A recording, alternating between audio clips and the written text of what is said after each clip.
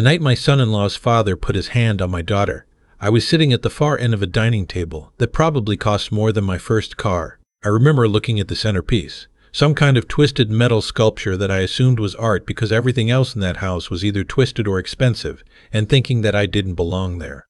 Not because I was ashamed of where I came from. I spent 31 years as a machinist at a manufacturing plant outside of Columbus, Ohio. I built things, real things, things that worked. I wasn't ashamed of a single day of it, but that table, that house, those people, they had a way of making you feel like you were taking up air that belonged to someone else. My daughter Nora had been married to their son for 2 years by then. His name was Spencer. Spencer Aldrich. He was 34, worked at his father's investment firm in downtown Columbus, drove a car that I couldn't pronounce the name of, and had never, not once in the 3 years I'd known him, looked me in the eye when he shook my hand. He always looked just past my shoulder, like he was checking to see if someone more interesting had walked in behind me. His father was Conrad Aldrich. I want you to understand something about Conrad Aldrich before I tell you what happened that night. Conrad was the kind of man who introduced himself by his full name even in casual settings. Conrad Aldrich. Like 2 words weren't enough, like he needed you to hear the whole thing so it could settle properly. He'd built his wealth through a regional investment firm he inherited from his own father, then expanded it through 2 decades of acquisitions and, as I would later learn, some methods that would have made his father blush. He was 68 years old, about 6'2", and had the posture of a man who had never once been told no. We were at their home in Upper Arlington for what Conrad's wife Margaret had called a family dinner. Margaret was the sort of woman who organized events as a way of controlling them. She'd sent a printed agenda to Nora's email. An agenda for a family dinner. Items included arrival time, cocktail hour, dinner seating, and what she called family discussion topics. I'd folded the printout and put it in the recycling bin. My wife Ellen had fished it back out and ironed it flat on the counter with her palm. "Just try," she said. I tried. Ellen and I drove the 40 minutes from our house in Westerville, parked behind a catering van, and walked into a home where the foyer alone was bigger than our living room. Conrad met us at the door in a sport coat and a watch that caught the light in a way that seemed deliberate. "Harold," he said, shaking my hand. He never used my last name, just Harold, like I was a handyman who'd come to fix something. "Conrad," I said. Ellen got a 2-cheek air kiss from Margaret, and then we were inside, and the evening began its slow, uncomfortable crawl. Nora was already there. She'd come early to help us set up, which meant she'd been in that house for 3 hours before we arrived, which meant she'd been managing her expressions and her posture and her words for 3 hours before we arrived.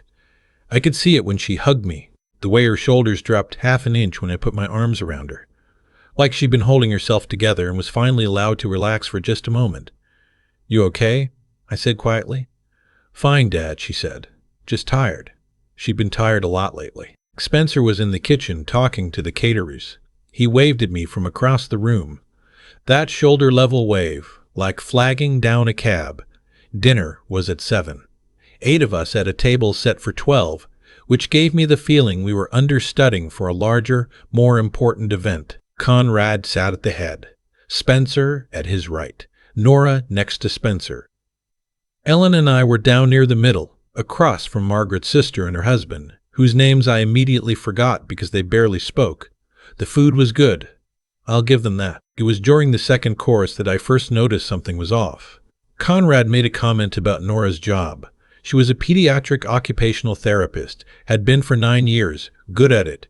The kind of work that requires patience and creativity and genuine care for other people. Conrad said something about how it was admirable work for someone with her background. Her background. She had a master's degree from Ohio State. But sure, Nora smiled. That practice smile I'd been watching her perfect for 2 years. Spencer said nothing. I looked at Ellen. She was cutting her food into smaller pieces. The third course came. Conrad had 2 more glasses of a wine that Margaret described as spectacular, though she said it the way someone says a thing they've said many times before, by memory rather than feeling. Conrad got louder, not sloppy loud, controlled loud, the kind of loud that's still performing. He started talking about the firm. Quarterly numbers, a new acquisition in the works. He turned to Spencer and said something about the Dayton office, and Spencer nodded in that way he had, agreeable and careful, and I watched Nora look at her plate. Then Conrad said something about children. He'd been making small comments about it all evening. When you two finally get around to starting a family and the house has plenty of room if you need it. But this time he said it directly to Nora. He said it was time. That Spencer was ready even if she wasn't. That some women let their careers become excuses. Nora set her fork down. She said quietly, "Conrad, we've talked about this. Spencer and I are making that decision together on our own timeline." Conrad smiled. The smile of a man who finds disagreement charming when it comes from someone he doesn't take seriously. "Of course," he said. "I just think Spencer deserves." She said, "We've talked about it," Nora said. The table went quiet. Margaret made a small sound and reached for her wine. Conrad looked at Nora for a long moment. Then he reached across Spencer, reached across his own son, who sat there and did not move, and he closed his hand around Nora's wrist. Not a gentle touch, not a pat. He gripped it, firm enough that Nora turned her head and looked at her wrist the way you look at something that surprised you was pain. He said, "Don't embarrass your husband at his own table." I put my napkin on the table. I don't remember deciding to stand. I remember being standing. Conrad looked up at me. For just a moment something moved behind his eyes. Surprise maybe, weak calculation, and then it was gone, replaced by that same expression he'd been wearing all evening. Amused. Unimpressed. "Easy, Harold," he said. "Sit down. This is a family conversation." "Let go of her wrist," I said. "I think you've misread, Conrad." My voice was quiet. I've always been a quiet man. Ellen says I go quieter when I'm angry, not louder. She says it's the part that scares her most, not because she's afraid of me, but because she knows what it means. "Let go of my daughter's wrist." He let go. Slowly, like it was his choice, like he was doing me a courtesy. Nora pulled her arm back and set her hand in her lap. Spencer was looking at the table. I looked at my son-in-law then, really looked at him, and I understood something I'd been half understanding for 2 years. He wasn't oblivious. He knew exactly what his father was. He just didn't have whatever it took to stand between them. I sat back down. Ellen put her hand over mine under the table. Conrad made a joke about the wine. Margaret laughed. The caterer appeared with dessert. The evening resumed, but I had already started making notes in my head. That was a Saturday in October. By Monday morning I had called my old friend Roy Stetler, who spent 20 years as a CPA before retiring to Granville.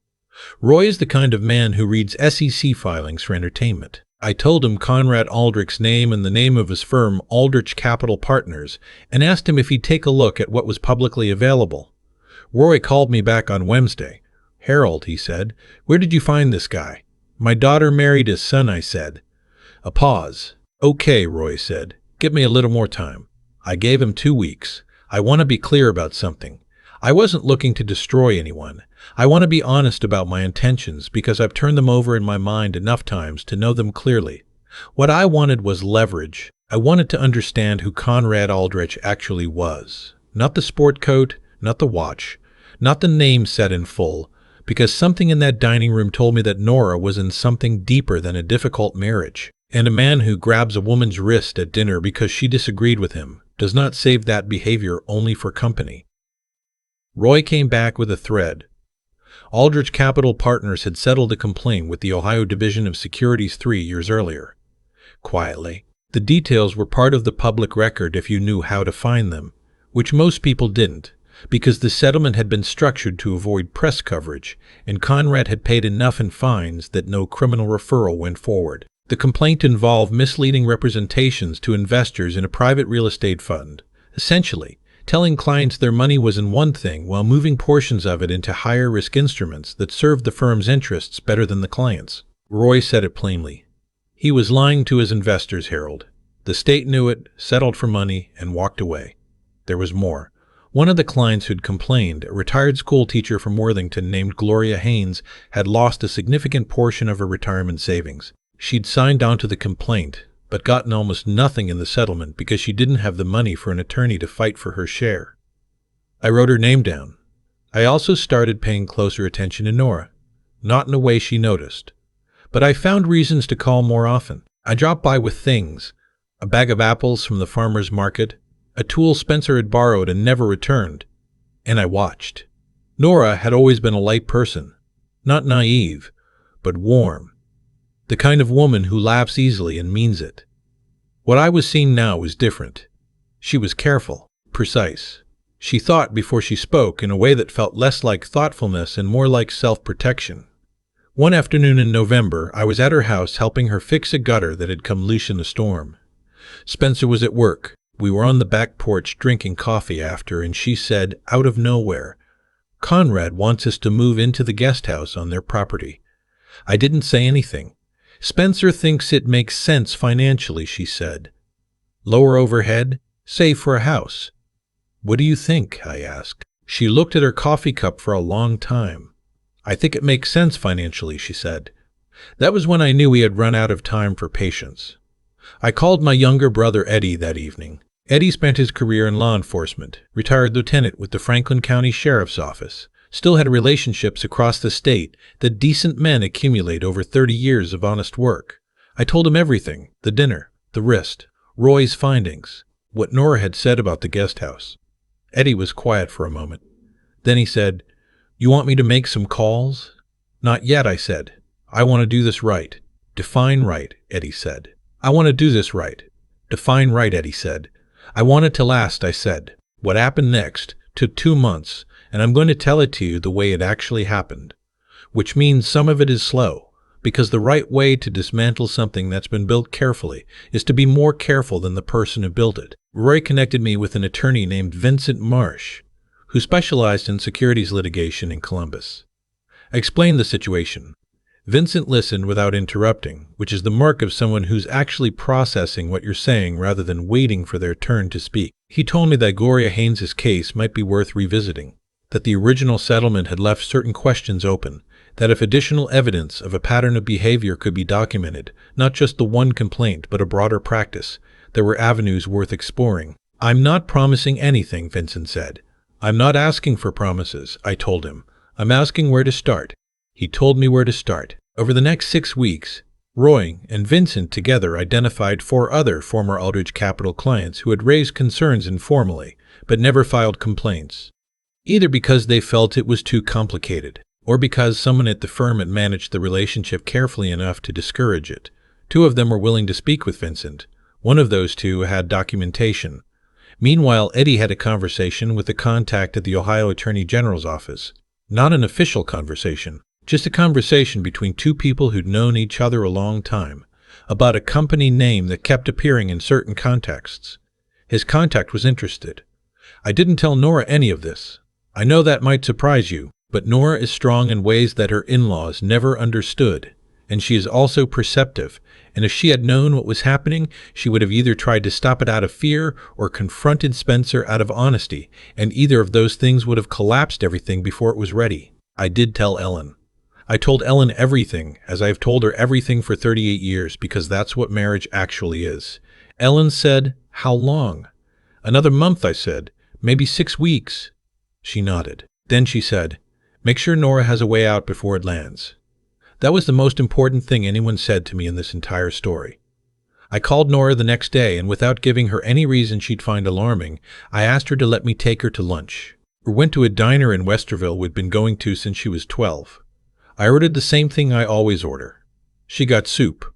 I told her I'd been thinking about her situation, not with Conrad specifically, just generally, and that I wanted her to know a few things. I told her that our house was her house, always, no matter what.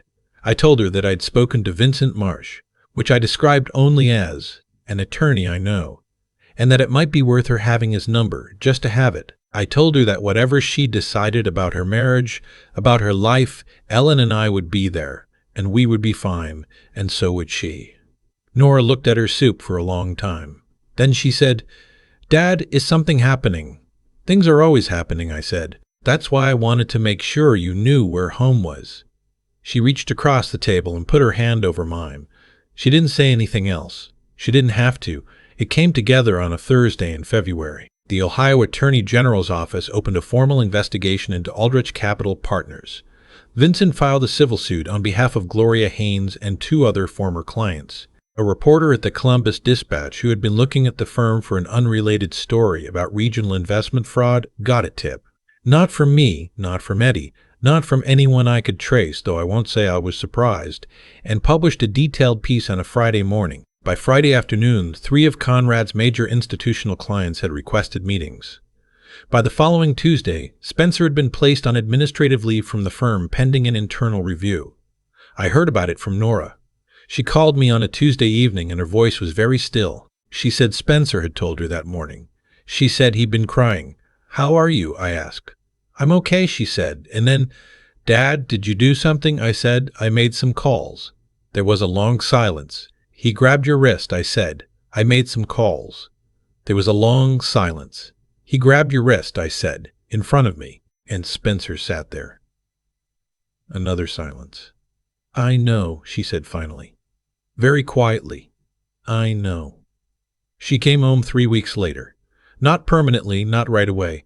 Nora doesn't make decisions like that overnight, and I respect her for it. But she came home while she figured things out, and she brought her dog and 4 boxes of things she said she needed, and Ellen made the guest room up like it was a hotel, and we didn't ask questions.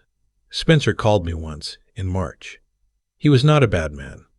I want to say that because I believe it. He was a man who had been formed by a father who never taught him how to stand up, and that is its own kind of damage. And I felt sorry for him, even as I couldn't forgive him for sitting still while his father's hand was on my daughter's wrist. He said, "I didn't know the extent of what my father was doing." "I believe you," I said. "That doesn't change what I watched you not do." He didn't have an answer for that. Neither did I, really.